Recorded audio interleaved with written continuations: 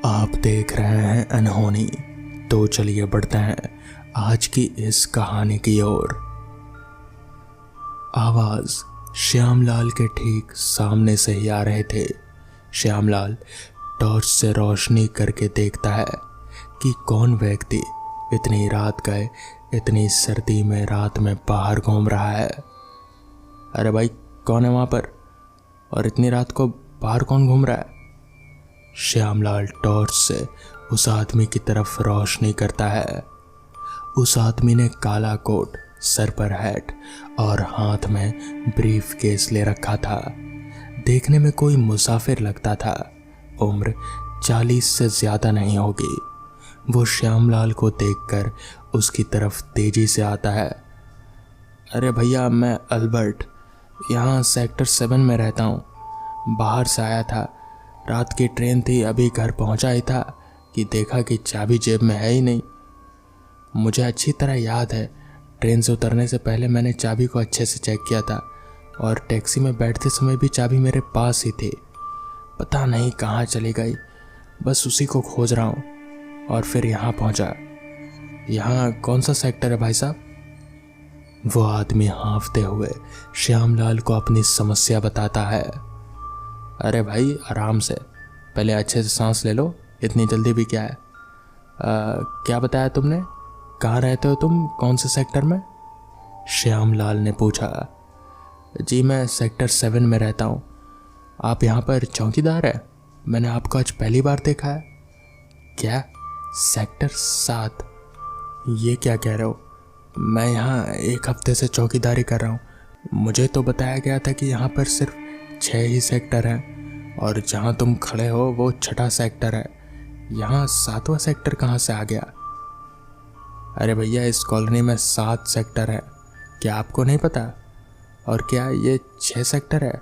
काफ़ी बदला बदला सा लग रहा है। हो सकता है अंधेरे की वजह से पहचान में नहीं आ रहा हो। खैर, अभी मुझे मदद की ज़रूरत थी और आप इस वक्त मेरी मदद कर सकते हैं मेरे घर की चाबी ढूंढने में। मुझे शक है कि चाबी इसी कॉलोनी के आसपास ही गुमी है। अच्छा, चलो ढूंढते हैं तुम्हारे घर की चाबी। रात में एक अनजान मुसाफिर की मदद करना तो मेरा फ़र्ज़ है। पहले ये बताओ कि तुम रेलवे स्टेशन से यहाँ तक पैदल ही आए हो या फिर टैक्सी में आए थे? श्यामलाल ने अल्बर्ट से पूछा। भैया, मैं रेलवे स्टेशन से टैक्सी करके चौराहे तक पहुँचा। टैक्सी वाले ने चौराहे तक ही छोड़ा क्योंकि कॉलोनी के अंदर जाने तक वो काफ़ी ज़्यादा किराया मांग रहा था। तो मैंने चौराहे तक टैक्सी की और उसके बाद मैं पास ही के चर्च पर गया वहाँ प्रार्थना करने। ओह हाँ, हो सकता है कि चर्च पर चाबी रह गई हो, अल्बर्ट ने उत्साहपूर्वक कहा। तो फिर बात ख़त्म हो गई ना? चलो चर्च चलते हैं। वैसे भी इस कॉलोनी में आसपास कोई चर्च है नहीं। तुम कौन से चर्च की बात कर रहे हो? खैर, इस समय तुम्हारी मदद करना मेरा फ़र्ज़ है। चलो चलकर ढूंढते हैं तुम्हारी चाबी। फिर वो आदमी, जिसका नाम अल्बर्ट बताता है, श्यामलाल को चर्च की तरफ ले जाता है। आसपास कोई चर्च नज़र नहीं आ रहा था, मगर श्यामलाल ने जब थोड़ा और कदम आगे बढ़ाए तो फिर वो लोग एक चर्च में पहुंचते हैं। श्यामलाल हैरान रह जाता है। क्या बात है, इतना बड़ा चर्च! ये तो मैं पहली बार देख रहा हूँ। इससे पहले मैंने कभी भी इस इलाके के आसपास कोई चर्च नहीं देखा था। हालांकि मैं 1 हफ्ते से इस कॉलोनी की पहरेदारी कर रहा हूँ, पर मैं पहले भी इस कॉलोनी के आसपास से गुजर चुका हूँ और इस इलाके से तो अच्छी तरह से वाकिफ़ हूँ, मगर इतना बड़ा चर्च मेरी नज़र में क्यों नहीं पड़ा? अरे भैया, ये चर्च तो यहाँ कब से है। इस शहर का सबसे पुराना चर्च है, जो सिर्फ 5 साल का था मैं तभी इस चर्च का बना था। पहले ये चर्च इतना बड़ा नहीं था, लेकिन फिर इसको बाद में बड़ा बनाया गया। श्यामलाल काफ़ी आश्चर्य हो जाता है। उसे समझ नहीं आ रहा था कि आखिर ये सब हो क्या रहा है। तभी उन दोनों को वहाँ पर उनकी चाबी भी मिल गई। अल्बर्ट और श्यामलाल वापस चर्च से बाहर निकले। अल्बर्ट ने उसे बताया कि वो रूम नंबर 13 में रहता है। Sector 7, room number 13। अल्बर्ट ने श्यामलाल को उसके घर चलने को कहा। उसने कहा कि वो उसे कॉफ़ी बनाकर पिलाएगा। श्यामलाल ने बहुत मना किया मगर अल्बर्ट माना ही नहीं। वो कह रहा था कि श्यामलाल ने उसकी मदद की है, वो इतना तो उसके लिए कर ही सकता है। श्यामलाल के बहुत मना करने के बावजूद भी जब अल्बर्ट नहीं माना तो फिर वो दोनों अल्बर्ट के कमरे की ओर चल दिए। अल्बर्ट चलते चलते अपने घर में पहुंचा। श्यामलाल ये देखकर हैरान था कि वो सेक्टर 7 में खड़ा था और वहीं पर एल्बर्ट का घर भी था। एल्बर्ट श्यामलाल को अंदर बुलाता है और फिर उन्हें कॉफ़ी बनाकर पिलाता है। कॉफ़ी पीकर श्यामलाल वहाँ से निकल पड़ते हैं और फिर अपने काम पर लग जाते हैं। ड्यूटी ख़त्म करने के बाद सुबह वापस वो अपने घर आते हैं और फिर अगले दिन ड्यूटी जब पहुँचते हैं तो फिर वहाँ के लोगों से अल्बर्ट के बारे में कहते हैं। एक आदमी था अल्बर्ट, पिछली रात मिला था, बड़ा अच्छा आदमी था। उसकी चाबी खो गई थी, सेक्टर 7 में ही रहता है और आप लोगों ने तो कहा था कि 6 ही सेक्टर हैं, मगर यहाँ तो 7 सेक्टर है ना। तो इस पर वहाँ के लोगों ने कहा, क्या 7 सेक्टर? नहीं, यहाँ पर 6 ही सेक्टर हैं। कहीं तुम उस अल्बर्ट की बात तो नहीं कर रहे जो कोट पहने हुए था और फिर टोपी भी लगाए हुए था? वो तुम्हें चर्च में लेकर गया होगा। इस पर श्यामलाल ने कहा, हाँ, पर आपको कैसे पता चला? जिस पर वहाँ के लोगों ने कहा, दरअसल अल्बर्ट यहाँ पर बहुत पहले रहा करता था, जब यहाँ पर 7 सेक्टर हुआ करते थे। 7वीं सेक्टर पे उसका घर था। अल्बर्ट बहुत अच्छा आदमी था, मगर एक दिन एक हादसे में अल्बर्ट मारा गया अपने ही घर में। कहते हैं कि उस दिन के बाद से यहाँ पर अल्बर्ट की आत्मा भटकती रहती है, मगर वो कभी किसी को नुकसान नहीं पहुँचाती। वो हमेशा नए लोगों को मिलती है और फिर उनसे बातचीत करती है और फिर दोबारा उन्हें कभी नहीं मिलती। ये सुनकर तो श्यामलाल के पैरों तले ज़मीन ही खिसक गई। उसे पता नहीं चल रहा था कि आखिर वो अल्बर्ट सच में था या फिर कोई आत्मा। तो दोस्तों, ये थी आज की पहली कहानी। तो चलिए बढ़ते हैं आज की दूसरी कहानी की ओर। बात कोई 10 साल पहले की है, जब मैं अपने घर से पहली बार नौकरी के लिए बाहर निकला था। मैं लिखित परीक्षा और इंटरव्यू में बहुत अच्छे नंबरों से पास हो अपनी पहली पोस्टिंग में राजगढ़ के एक छोटे से गांव में पहुंचा। पहुंचते हुए शाम होने को थी। मैं सोच ही रहा था कि अब क्या करना है कि तभी एक साफ सुथरे कपड़े में एक अधेड़ उम्र का आदमी मुझे देख बहुत खुश होता हुआ बोला, आप वर्मा जी हैं ना, बैंक के नए कैशियर? मैंने सिर हाँ में हिलाते हुए उससे कहा, जी मैं ही हूँ। उसने उसका नाम रमेश बताया और वो मुझे लेने आया है। ऐसा कहकर उसने कहा कि मैनेजर साहब ने बोला था। मेरा सामान लेकर थोड़ी दूर चलकर रिक्शा स्टैंड तक आया। फिर एक रिक्शा लेकर हम करीब 1 मील दूर एक कॉलोनी में आ गए। एक छोटे से 1 मंजिला मकान का दरवाज़ा खोलकर मेरा सामान अंदर रख दौड़कर चाय बना लाया। फिर पूछा, रात में आप क्या खाएंगे? मैं बैठक में सोफे पर बैठा था। मैंने पूछा कि ये घर किसका है, तो उसने कहा, सर ये तो अपने बैंक का गेस्ट हाउस है और मैं केयर टेकर खान सामा। कुछ सुबह 6 बजे से रात 10 बजे तक आपकी सेवा में हाजिर। क्योंकि 1-2 साल से एक आध बारी कोई आता है इसमें, बाकी खाली ही रहता है, इसलिए मैनेजर सर ने कहा कि जब तक आपके लिए किराए का कोई कमरा ठीक नहीं हो जाता तो आप इस मकान में रुक सकते हैं। चाय पीकर अंदर के कमरे में गया। एक बेहतरीन कमरा, बड़ा पलंग, साफ सुथरा, देखकर दिल खुश हो गया। नहा धोकर रात का खाना खत्म कर थोड़ी देर तक किताब पढ़ते हुए कब आंख लग गई मालूम ही नहीं। तकरीबन रात 10 बजे मेरे पेट में बहुत जोर का दर्द उठा। मुझे ऐसा दर्द अक्सर उठता है जिसके लिए मैं हर वक्त दवाई की शीशी अपने बैग में ही रखता हूँ। जल्दी से उठकर बैग में देखा पर कहीं भी वो शीशी नहीं मिली। मैं शायद बैग भरते वक्त घर में ही भूल गया। अब क्या होगा, दर्द बढ़ता ही जा रहा था। एकाएक मुझे याद आया, कॉलोनी के गेट के पास मैंने एक डॉक्टर की दुकान देखी थी। सोचा शायद खुली हो। पास जाकर देखा तो खुशनसीबी से दुकान खुली हुई ही थी और डॉक्टर साहब का नाम भी बोर्ड पर लिखा था, डॉक्टर अरुण अग्रवाल MD। सिर्फ एक बार आवाज़ देकर अंदर घुस गया। देखा एक बहुत ही गंभीर आदमी बेहतरीन काले कोट, सफ़ेद शर्ट और काली टाई पहने, आंखों पर मोटा चश्मा, कुछ पढ़ रहा था। मुझे देखते ही बहुत ही खरखराती सी आवाज़ में आने का कारण पूछा। बतलाते ही बोले, ठीक है।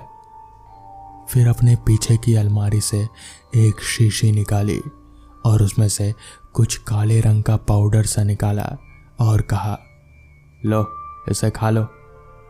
आश्चर्य, पाउडर के गले में जाने के ठीक 1 मिनट के अंदर में ही दर्द पूरी तरह से जैसे छूमंतर हो गया। मैंने पूछा, सर कितना हुआ? वो बहुत जोर से डांट कर बोले, डॉक्टर अरुण को पैसे देगा, चल भाग यहाँ से।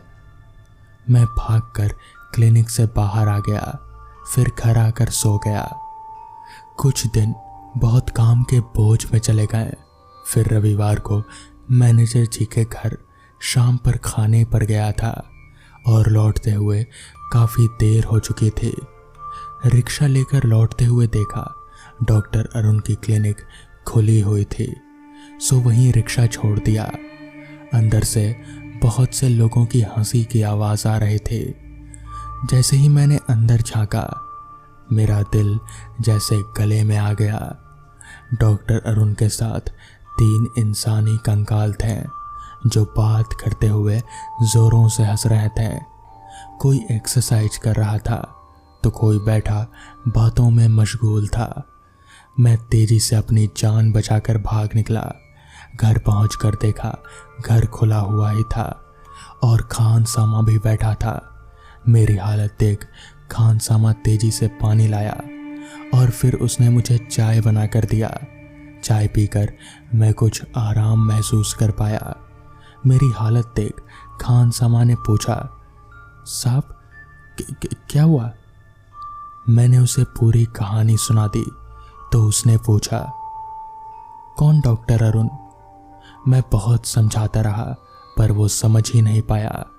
अगले दिन ऑफिस में मैनेजर साहब ने पूछा, क्यों? खान सामा बतला रहा था कि आप कहीं कुछ देखकर बहुत घबरा गए थे। मैंने अपने पहले दिन की कहानी से लेकर पिछली रात तक की सारी बातें खुलकर बतलाई। वो एकदम चुप हो गए। शाम तक उन्होंने मुझसे कोई भी बात नहीं की। शाम को सबके जाने के बाद वो मेरी कैबिन में आए और बैठ गए। थोड़ी देर में चपरासी चाय ले आया।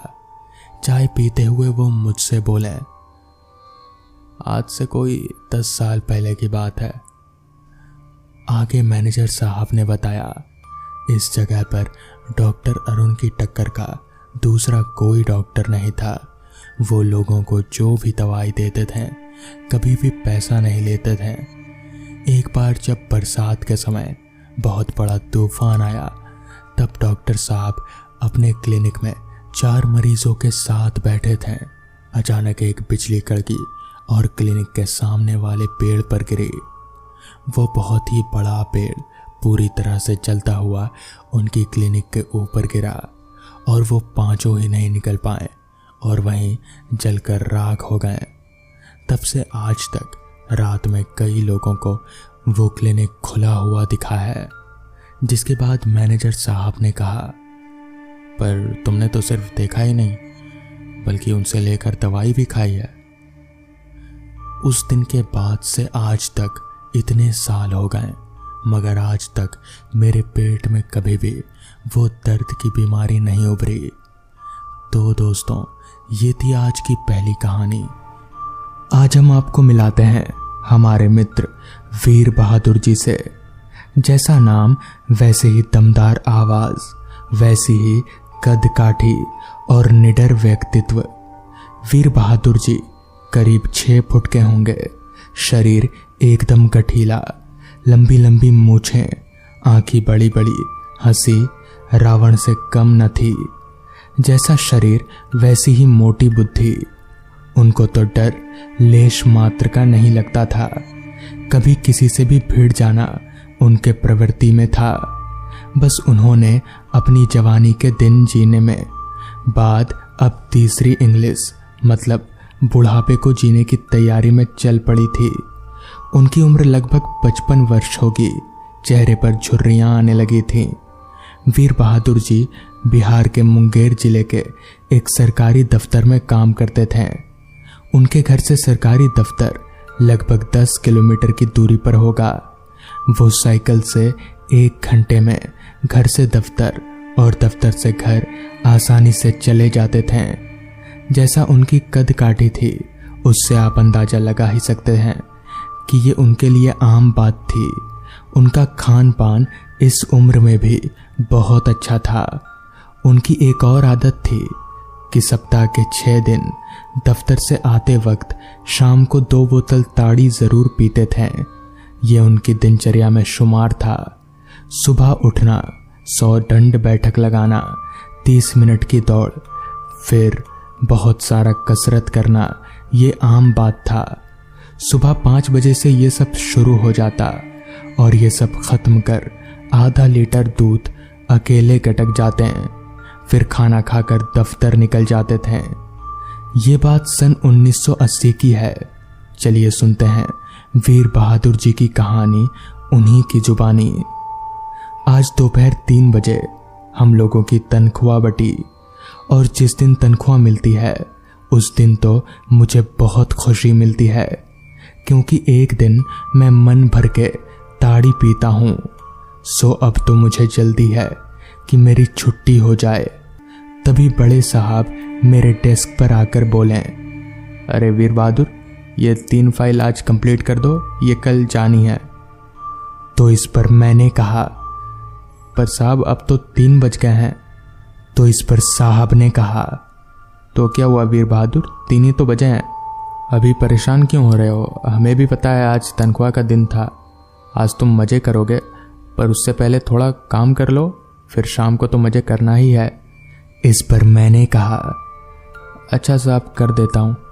कहकर मैं काम में लग गया। क्या करता, 3 घंटे थे, मना कैसे करता। हाँ, पर काम जल्दी जल्दी करने लगा कि काम के चक्कर में मैं आज लेट ना हो जाऊं। आखिरकार काम खत्म हो ही गया, जिसके बाद मैंने बड़े साहब को 3 फाइल देते हुए कहा, साहब देख लो सारा काम हो गया है, अगर आपका काम खत्म हो गया होगा तो मैं जाऊं? इस पर बड़े साहब ने कहा, हाँ हाँ जाओ, गुस्सा क्यों होते हो, जाओ। जिसके बाद मैंने अपनी साइकिल उठाई और पहुंच गया ताड़ी के दुकान पर। आज तो मुझको रोकने वाला कोई ना था। रोज 2 बोतल पीता था, आज तो 5 हो गई और मुझे पता भी नहीं चला। मुझे अब होश ही नहीं था कि मैंने कितनी बोतलें गटक लीं, और ना ही होश था कि मैं यहाँ ताड़ी की दुकान पर कब से बैठा हूँ। एक आदमी ने मुझसे कहा, भैया घर कब जाओगे, 9 बज गए हैं, आप होश में नहीं लग रहे हो। मुझे बहुत तेज गुस्सा आया। मैंने उसे डांटते हुए कहा, मेरी चिंता मत कर, जा तू घर चला जा, मैं ठीक चला जाऊंगा। और बोलते हुए मैंने अपनी साइकिल उठाई और लड़खड़ाते साइकिल चलाते निकल पड़ा अपने घर की ओर। आज देर भी हो गई थी और मैं अपना रास्ता भी भटक गया था। मैं चलते चलते किसी गलत रास्ते पर आ गया। सड़क एकदम सुनसान पड़ी थी और आगे जंगल शुरू हो गया। उस जंगल में एक पगडंडी जा रही थी, पर मुझे होश कहाँ था कि मैं कहाँ जा रहा हूँ। मैं साइकिल को पेडल मारता हुआ जंगल में घुस गया। एकदम गहरा अंधेरा। अगर कोई और होता तो उसकी ऐसी की तैसी हो जाती, पर एक तो मैं नशे में था, दूसरा कि मुझे किसी से डर नहीं लगता था। जंगल में घुसते ही झिंगुरों की आवाज गूंजने लगी।